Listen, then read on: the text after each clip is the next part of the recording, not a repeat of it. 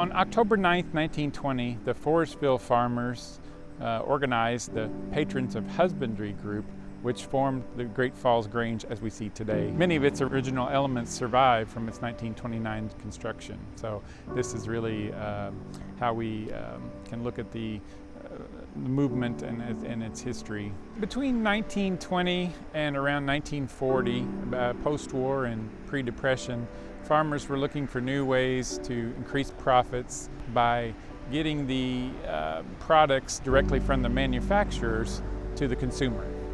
And farmers really, they were really suffering. They didn't have the profits that they needed. There were a lot of new equipment that was being invented by very brilliant people after the turn of the century.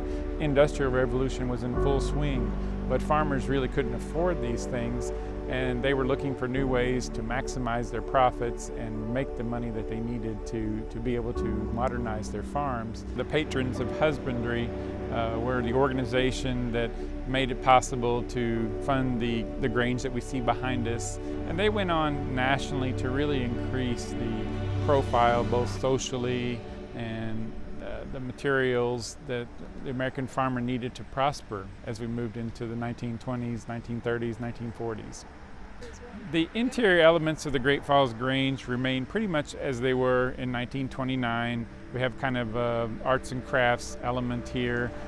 Most of the interior finishes are still current, and we really use the Great Falls Grange as a meeting center, and it serves as a wonderful example of adaptive reuse for Fairfax County and the Park Authority.